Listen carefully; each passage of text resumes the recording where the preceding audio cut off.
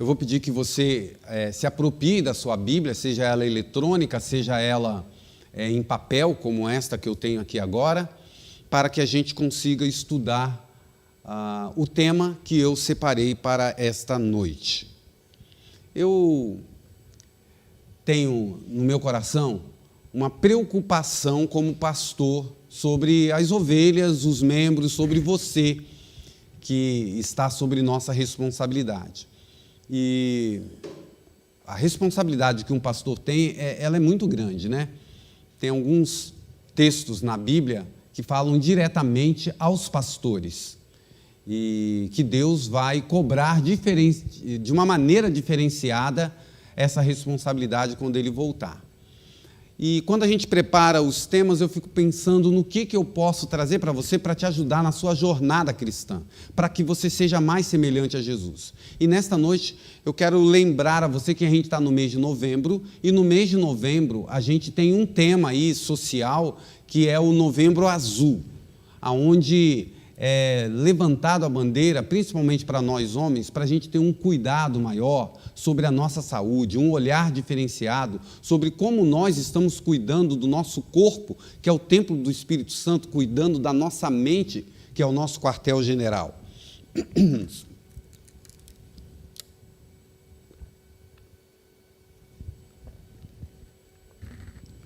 E por isso, nesta noite, eu resolvi falar um pouquinho sobre essa questão do cuidado que nós devemos ter conosco, em primeiro lugar. Eu não sei se... Acho que muitos de nós, hoje está muito mais fácil voar, se você já teve o prazer ou o terror de voar, que para alguns é prazer, para outros é a morte, né? Tem gente que tem muito medo de voar. Fica travado, passa mal, sua frio. Eu já sou do grupo que amo voar. Eu gosto muito de avião, irmãos. Se eu pudesse, eu estava dentro de um avião todo dia. Gosto de viajar, de passear. E eu me lembro a primeira vez que eu levei os meus meninos para voar, que eles não tinham tido essa experiência.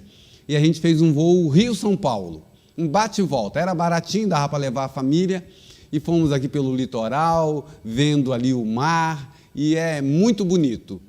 Mas eu queria que você lembrasse, você que voa bastante, que quando a gente entra no avião, a aeromoça sempre dá algumas instruções que até vira meme para alguns adolescentes e jovens, e alguns até decoram, né? Fica lá olhando para a comissária de bordo e ela fala aquelas mesmas palavras todas as vezes de orientação sobre o que devemos fazer se o avião cair ou der alguma pane.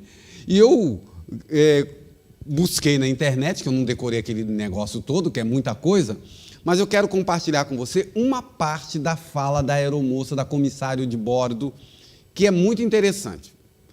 Eu vou ler aqui para vocês. Pedimos a sua atenção para a demonstração do nosso equipamento de emergência.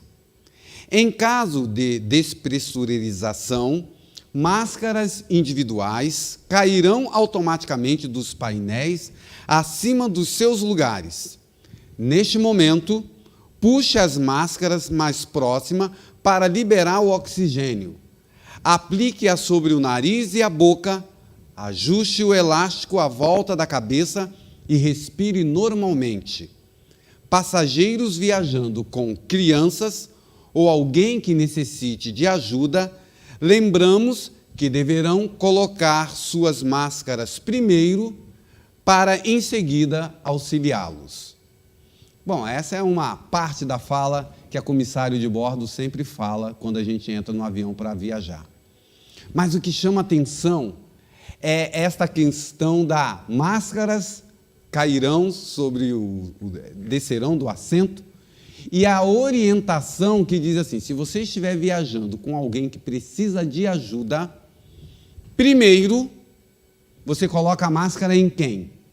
Em você mesmo. Esteja vivo, esteja respirando, esteja bem para poder auxiliar ou a criança, ou o idoso, ou a pessoa que precisa da tua ajuda que está do teu lado. Parece uma informação simples, mas ela tem todo sentido. Porque quando você está numa altura e aquele avião começa a ser despressurizado, você perde o sentido rapidamente. Você precisa de oxigênio, senão você desmaia. E neste afã de salvar o seu filho, de salvar o seu pai, de salvar alguém que está do seu lado, é capaz de você pegar essa máscara e colocar nele. Só que quando você pensa em fazer isso, você já está desmaiado. Não dá tempo. Então, primeiro você tem que estar bem para ajudar o outro que precisa de você. Isso me faz lembrar alguns textos da Bíblia que eu separei para a gente ler nesta noite. O primeiro dele, que vai ao encontro dessa ideia, está em Marcos, capítulo 8, 36. Marcos, capítulo 8, verso 36. Por quê? O evangelista ele diz assim, porque, o texto, né? Pois o que adianta ao homem ganhar o mundo inteiro e perder a sua própria alma? Esse é um texto para a gente pensar. Aquela pessoa que dá estudo bíblico na igreja, que leva muitas pessoas aos pés de Cristo, que salva várias pessoas ou leva a salvação a essas pessoas e, tristemente, no final da vida, sai da igreja, se rebela, deixa tudo. E quantas vezes, irmãos, você já deve ter ouvido história como essa, ou às vezes eu estou falando, talvez eu esteja falando nesta noite para você, e você está lembrando disso. A pessoa que me apresentou Cristo um dia, hoje não está na igreja mais. E você continua aí firme, mas você fica lembrando, aquele irmão que me deu estudo bíblico, aquela família, infelizmente hoje não está na igreja mais. Do que adianta ganhar o mundo inteiro e perder sua própria alma? É como a pessoa que quer salvar o outro que está do lado e ela morre. Levou a salvação para o outro, mas não cuidou de si mesmo. Isso me faz lembrar um outro texto também, tem alguns textos na Bíblia que fala desse cuidado primeiro consigo mesmo. Leia só o conselho do apóstolo Paulo ao jovem Timóteo, escrevendo a Timóteo, 1 Timóteo, capítulo 4, verso 16, tem esse conceito também. 1 Timóteo 4, 16. Muito claramente o apóstolo Paulo fala disso. 1 Timóteo, capítulo 4, verso 16. Olha o que ele diz. Tem cuidado de ti mesmo e do teu ensino. Persevera nessas coisas, porque fazendo isto, te salvarás tanto a ti mesmo, como aos que te ouvem. Quem é que é primeiro salvo aqui? Te salvarás e aos que te ouvem. Mas se você olhar, essa frase aqui inicial, para mim, ela é emblemática, porque ele fala assim, tem cuidado de ti mesmo. Tem cuidado de ti mesmo. Porque cuidando de você mesmo, você se salva e com essa atitude, você salva os que estão ao seu lado. Esteja bem. Isso me faz lembrar uma fala da minha professora no curso, na pós que eu estava fazendo de terapia familiar sistêmica. Ela atende famílias. Terapia familiar sistêmica é para ajudar famílias que estão não funcionando muito bem e eles procuram ajuda profissional. Essa minha professora muito experiente atendeu uma família e a fala daquela mulher, daquele casal que estava quase separando e tal, ela atendendo. E aquela mulher virou para ela e disse algo que você já deve ter ouvido ou pensado. Porque ela disse assim para a terapeuta, que era a minha professora, falou assim, você não entende o que eu estou passando. Porque você não passou por essa situação que eu estou passando. Você nunca passou por isso. Então você não sabe o que é isso. Para você é fácil falar essas coisas que você está me falando, mas é eu que estou ferida, eu que estou machucada, eu que estou magoada. Então você não tem, como se diria, autoridade para falar para mim o que eu tenho que fazer, porque você está bem com seu marido, está tudo em paz. E eu admirava essa minha professora, ela é muito inteligente. E ela falando para nós, ela disse assim, sabe o que eu falei para aquela mulher? Eu falei para ela o seguinte, numa relação, numa família, a gente sempre tem que procurar alguém que esteja saudável para ajudar o outro. Porque se todo mundo estiver doente, quem é que vai se ajudar? E aí a professora falou para ela, ainda bem que eu não passei pelo que você passou, porque agora eu estou forte para te ajudar. Essa é a lógica da máscara que você tem que colocar primeiro. Esta é a lógica de cuida primeiro. Timóteo, Paulo falando, Timóteo, cuida de você mesmo. Porque quando você se cuidar, você vai ter força para cuidar do outro que está caído. E aí me fez lembrar Eclesiastes, capítulo 4, verso 10. Que a gente usa em casamento, que a gente usa para os casais, mas que você pode aplicar para o seu amigo, você pode aplicar para o seu pai, que está precisando de ajuda, para qualquer pessoa. Eclesiastes 4, verso 10. Veja se não é isso que a palavra de Deus está dizendo. Porque se um cair, o que acontece? O outro levanta o seu companheiro. Mas ai do que estiver só, pois caindo não haverá outro que o levante. Agora, irmãos, coisa triste é quando você encontra numa família onde todo mundo está doente. Como é que um doente vai levantar outro doente? Ninguém está são.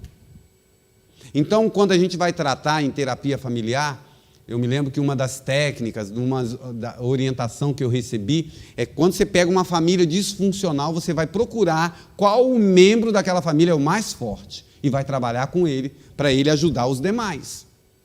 O elo forte da família. E aí vem o conselho, então, bíblico, irmãos. Como você está se cuidando? Você cuida da sua saúde? Você cuida da sua saúde física? Esses dias eu estava com uma dor no joelho, porque eu jogo tênis, é dor de tenista, é no joelho, é no cotovelo. E um dia eu fui no médico, o médico falou assim, se for o que eu estou pensando, nunca mais você vai jogar. Eu não voltei mais naquele médico, porque eu queria jogar. Aí eu fui numa fisioterapeuta, que é membro aqui da igreja, a Mariana Palombo, que trabalha na nossa clínica. Ela falou, não, pastor, fica tranquilo, eu vou cuidar do senhor, a gente vai fazer fisioterapia, o senhor vai continuar jogando. Eu falei, essa profissional eu gosto. E realmente a gente conseguiu driblar através dos cuidados dessas dores que eu tinha. Mas eu queria falar para você, meu irmão do sexo masculino, que está me assistindo, por favor, irmãos, cuida da sua saúde.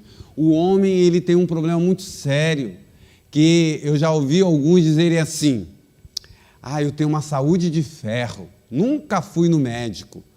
Aí eu respondo, no dia que for não volta mais, porque vai estar tudo podre. Porque não é vantagem você dizer assim, eu não faço check-up, eu não preciso de check-up. E quando a gente descobre, infelizmente, um câncer, ele já está lá há algum tempo. Algum tempo. Então, quando Deus fala que cuida de ti mesmo, esteja forte para levantar o irmão que caiu, você pode aplicar a questão física, a questão emocional e a questão espiritual. Nós somos um todo, está tudo interferindo. Talvez eu esteja falando nessa noite para alguém que há muito tempo não passa no médico para fazer um check-up, para ver como é que está você por dentro. Pessoas que não cuidam da sua saúde emocional são altamente estressantes. Pessoas que trabalham e nunca tiraram férias, como meu pai. Meu pai morreu com 58 anos de idade. 58 anos de idade.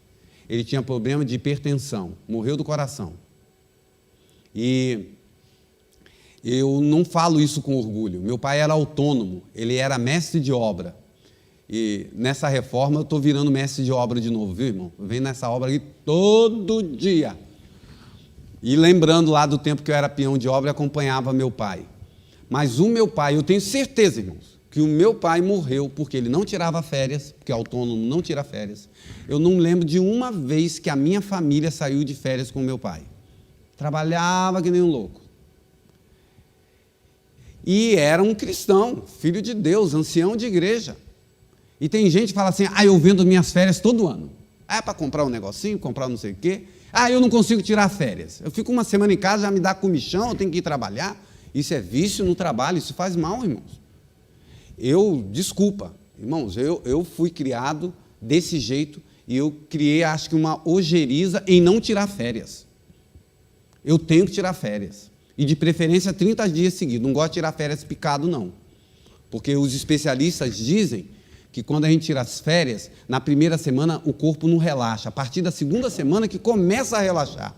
E tem gente que tira 10 dias, na hora que ele está começando a relaxar, ele volta para o trabalho. O ideal é você tirar 30 dias, irmão, se você puder. E faça planos para isso. Saúde mental, descanso. E eu sempre lembro disso aqui, irmãos, do aspecto espiritual. Porque o texto que a gente leu como base, ele dá essa ênfase, né? Do que adianta um homem ganhar o mundo inteiro e perder sua própria alma? Porque a salvação, ela é individual. Primeiro você tem que estar salvo para você poder salvar os outros. E aí eu quero só citar aqui alguns textos, por causa do nosso tempo, mas tem aqui um texto que me veio à mente, falando deste momento que cada um vai ter que dar conta de si mesmo diante de Deus. 1 Pedro 4,5. Todavia, eles terão de prestar contas àquele que está pronto para julgar os vivos e os mortos.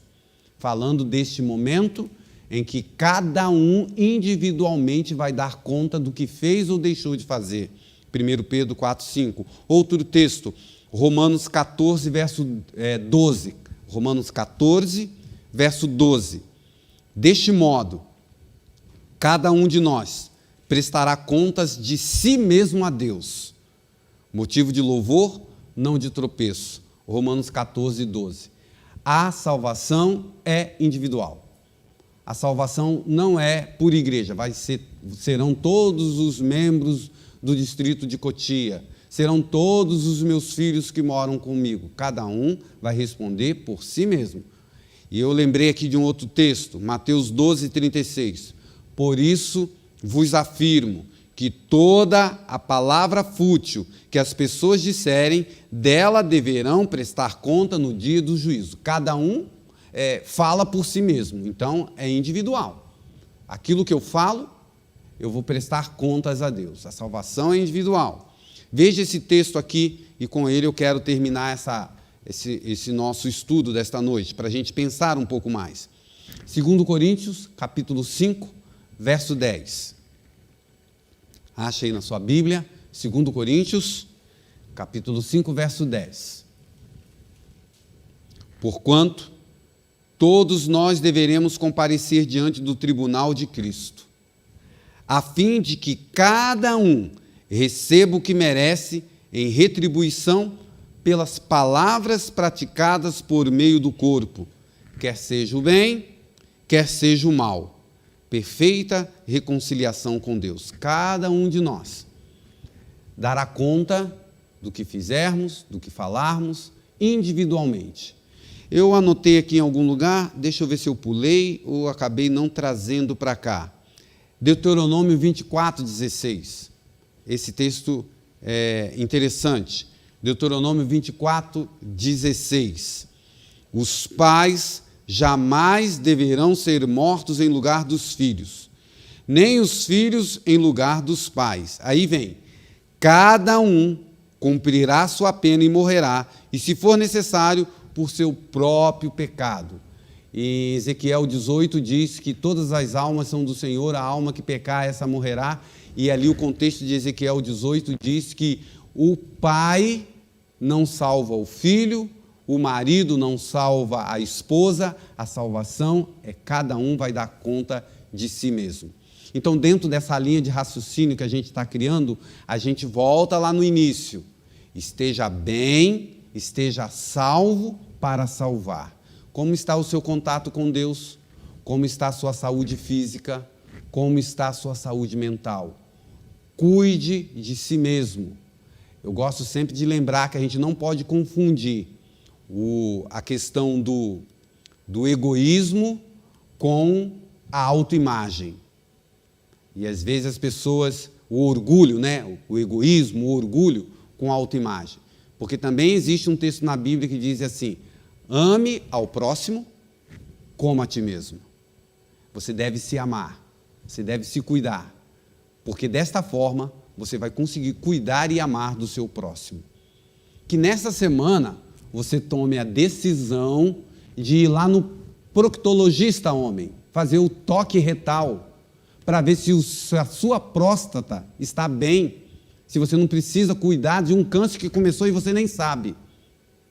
Que você quebre esses preconceitos nesse novembro azul, de cuidar da sua saúde, porque é isso que Deus pede, orienta na sua palavra.